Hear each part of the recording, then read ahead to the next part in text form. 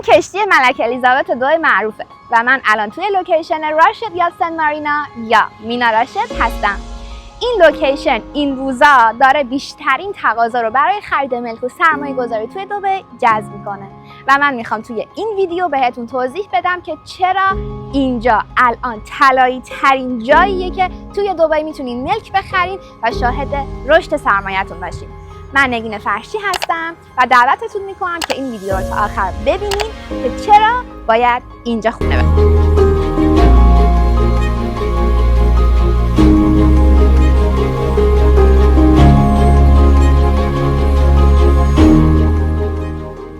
صحبت از سرمایه گذاری ملکی میشه همیشه چیزی که اول مهمه لوکیشن و بعد از اون سازنده.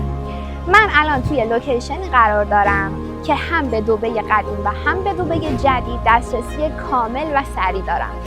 به سمت بر دبی و دیره که دبی قدیم نام داره و بالای 65% از تجارت و ثروت دبی توی این منطقه قرار گرفته خیلی نزدیک هستم که تمام تجار، صادرات واردات کننده ها، عمده فروش ها و میتونم بگم بالای 90% بیزنس دبی داره توی این بخش انجام میشه.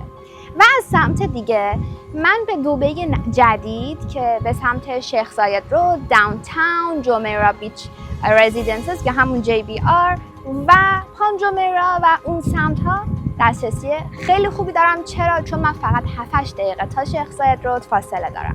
در ابتدای خیابون جومیرا وان که ما نیکی بیچ، کایت بیچ، جومیرا آیلند که جومیرا آیلند همون جایی هستش که ما جزیره بولگاری رو داریم، همون جایی که رونالدو منشن یا قصر خودش رو خریداری کرده و ما کلی ویلاهای گران قیمت داریم و بعد از اون تا برج العرب و پالم جومیرا ما این خط ساحلی رو از طریق جومیرا داریم. اما نکته‌ای که باید خیلی بهش دقت کنیم و برامون جذابه اینه که اینجا آخرین لوکیشنیه که در کنار آب هست و فری هولده. فری هولد یعنی شما مالکیت 100% اون ملکی که خریداری میکنید رو دریافت میکنید و اصطلاحاً مالکیت 99 ساله‌ای که میشنوید رو نداره، تا ابد برای خودتونه و قابل به ارث رسیدن هم هست. پس اینجا آخرین لوکیشن فری هولدی هستش که ما میتونیم در کنار آب یک ملک ارزنده خریداری کنیم.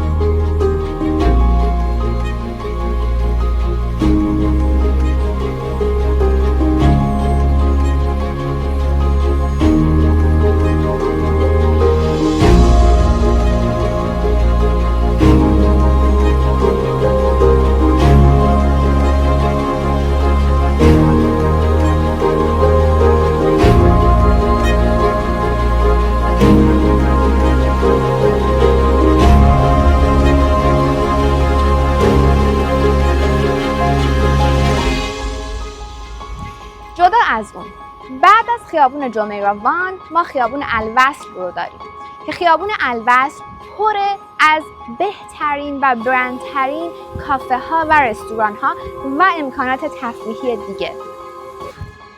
از نظر دسترسی ما تا داونتاون دبی، برج خلیفه و دبی مال فقط 20 دقیقه فاصله داریم و تا فرودگاه فقط 15 دقیقه فاصله داریم. پس لوکیشنی که ما قرار گرفتیم لوکیشن بسیار طلایی و ارزشمندیه به خاطر اینکه به همه جا تقریبا دسترسی خیلی خوبی داریم. از لوکیشن که بگذریم وارد سازنده میشیم. سازنده این منطقه فقط و فقط اعمار بزرگه که معتبرترین و برترین و قابل اعتمادترین سازنده کل دبی هست که برج خلیفه، دبی مال و کلی از کامیونیتی هایی که ما الان توی دبی میبینیم ساختای امار هست. امار به این معروف هستش که وقتی یک لوکیشن رو انتخاب میکنه و اونجا رو به عنوان یک مجموعه کامل میسازه با تمام امکانات و حتی با حمل و نقل عمومی و کلی از امکانات شهری دیگه، اون مجموعه بیشترین رشد قیمتی رو داره و این بار نه تنها مجموعه توسط امار داره ساخته میشه، بلکه کنار آب داره ساخته میشه و نه تنها کنار آب داره ساخته میشه، بلکه بزرگترین مستر پلان و کامیونیتی کنار آبی هستش که امار ساخته. امار کامیونیتی های دیگه هم داره مثل دوبی هیلز، عربیان رانچز، دوبی کریک هاربر و کلی پروژه دیگه که ما میتونیم توی تاریخچه هر کدومشون بریم و ببینیم. برای مثال توی منطقه دوبی هیلز چه رشد قیمتی جذابی رو ما شاهد بودیم. حتی همین لوکیشن مینا راشد با اینکه هنوز در حال ساخته و هندوور نشده، ما شاهد حدود 60% رشد قیمتی در حین ساخت فقط بودیم. و این یعنی که این لوکیشن مقصد سرمایه گذاری هستش که میخواد هوشمندانه در دبی توی بهترین تایم سرمایه گذاری کنه و در لحظه طلایی وارد بشه با کمترین قیمت یک ملک ارزنده بخره. توی این لوکیشن ما هم میتونیم کپیتال اپریشیشن خیلی زیادی داشته باشیم و رشد قیمتی خیلی زیادی رو ببینیم و هم میتونیم بازگشت سرمایه از طریق اجاره بسیار خوبی رو داشته باشیم. چرا؟ به این دلیل که این لوکیشن یک لوکیشن کاملا توریستی و پربازدیدی هست. تمام یات هایی که اینجا هستن یات های توریستی یا یات های شخصی هستن و اینجا 14 سال مدام جزو برترین بندرگاه های کروز شده و همین الانش روزانه 14,000 نفر رفت آمد میکنن و تا 30,000 نفر هم در بعضی از موقعیت های خاص بالا میره. پس همین الان هم پتانسیل بسیار بسیار خوبی داره و پشت هم قرار پروژه های خیلی خوبی معرفی بشه و سرمایه گذاران بیشترین تقاضا رو الان برای این منطقه دارن. توی منطقه مینا راشد شما با حدود قیمتی فوت مربع 2500 درهم میتونید سرمایه گذاری کنید.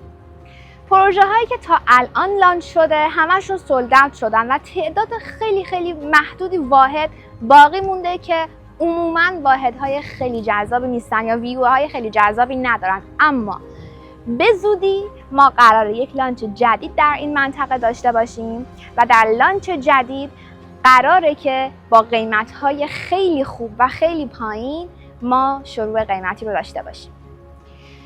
برای ROI که میشه در این منطقه حدوداً در نظر گرفت، ما میتونیم بین 8 تا 10% توی بدترین حالت در نظر بگیریم. به خاطر لوکیشن، به خاطر سازنده و به خاطر اینکه اینجا یک محل توریستی. ما در کارنامه دبی مارینا رو داریم و جاهایی که کنار آب قرار گرفتن رو داریم میبینیم، مثل امار بیچ فرانت. امار بیچ فرانت از هول و هوش فوتی 3000 تا 3500 درهم بود و الان بین 5 تا 7000 درهم در هر فوت مربع قیمتشه. و امار بیچ فرانت بسیار بسیار کامیونیتی کوچکتری نسبت به اینجا بزرگترین کامیونیتی کنار آب از امار هست. پس رشد قیمتی که ما اینجا میبینیم خیلی فراتر و بیشتر از امار بیچ فرانت، دبی مارینا و بقیه جاها خواهد بود. ROI اینجا بالاست و کپیتال اپریشیشن یا رشد قیمت و سرمایه شما هم بسیار بالا خواهد بود.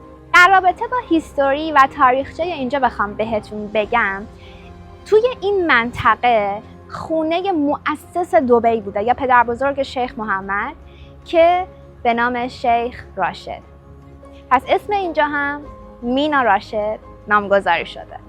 ما توی مینا راشد کشتی ملکه الیزابت II معروف رو داریم، کلاب هاوس، کلاب های ساحلی، کلی رستوران، شاپینگ مال، مدرسه و موزه، تئاتر، کلی امکانات. هر چیزی که فکر میکنید برای زندگی نیازه توی این منطقه وجود داره. به خاطر همینه که ما به مینا راشد شهری میان شهر هم میتونیم بگیم، به خاطر مساحت بسیار بزرگش که این پروژه از این بالای 25 میلیارد درهم ارزشش هست. پس اگر شما هم میخواین بخشی از این سرمایه گذاری بزرگ باشید، باید از همین الان اقدام کنید و در پروژه هایی که توی این منطقه توسط شرکت سازنده بزرگ امار معرفی میشه از الان سرمایه گذاری کنید. اکثر پروژه ها در سالهای 2028 به بعد تحویلشون هست و پرداختی های امار به صورت کلی معمولاً 10% پیش پرداخت هست و مابقی در طول ساخت به صورت سالی 2 تا قسط پرداخت میشه که هر 6 ماه یک قسط 10% شما خواهید داشت و در مجموع در طول ساخت 90% پرداخت میکنید و لحظه تحویل کلید ملکتون 10% مابقی رو پرداخت میکنید. تقاضا روی این منطقه به شدت بالاست و هنوز هیچ اطلاعات دقیقی از پروژه‌ای که قرار معرفی بشه به ما ندادن، ولی از همین الان هم خیلی ها صف کشیدن تا زودتر از بقیه با کمترین قیمت بتونن اینجا واحد بگیرن. اگر میخواین زودتر از همه اطلاعات رو داشته باشین، کافیه از طریق شماره‌ای که براتون میذارم با من در واتساپ در ارتباط باشید یا در پیج اینستاگرام من با من همراه باشید. من نگین فرشی هستم. ممنونم که این قسمت با من بودید برای معرفی منطقه راشد یاد سن مارینا یا مینا راشد.